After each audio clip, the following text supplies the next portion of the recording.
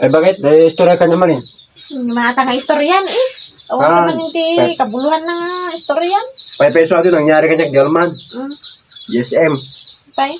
Pinapanaw ko kawain ni Alman. Wow. Pangkayan.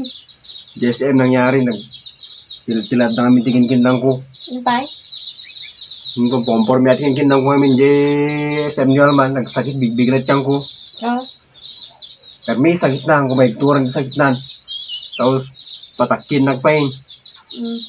Tapos si Mirik nag-ating na parang nagsapsapol si RJSM.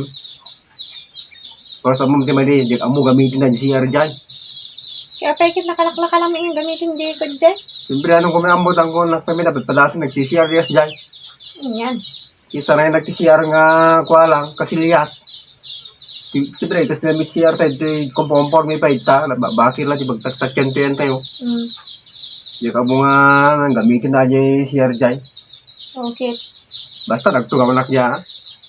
Tapos sakol lang ti pag-ilok, awan. Dami t-shirt dyan nga nakakabilo ka. No, kumamuyan na. Dapat t-shirt tiwar bago ka kano ka agdan ka tissue eh. Yung kumamuyan na, kumasapulan. Tapos ang mga kinamayak. Dahil nakita diyan nga, pinalas ko, pinindot lang. Di ka sa ni. So, ay, pinalas ko, pinindot ki, mawan, ay taktik. Linid na. Okay. Tapos pinalas ko ulit, pinindot ko ay, hanggang nalimik-lik na. Tapos di limik na awin.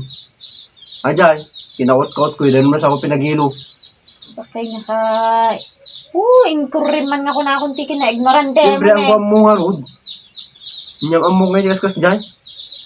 Sanay na nga, Rod, ti barbara yung kasilyas lang nga, dag-igis na nga yung pagtaktak yan. Inkurim man ako nakti.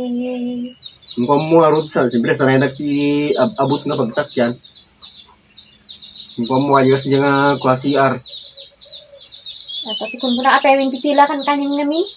Kung po may kinkindang ko kami, naglalaog. Siyempre, ayun ako garumar lang. Apo.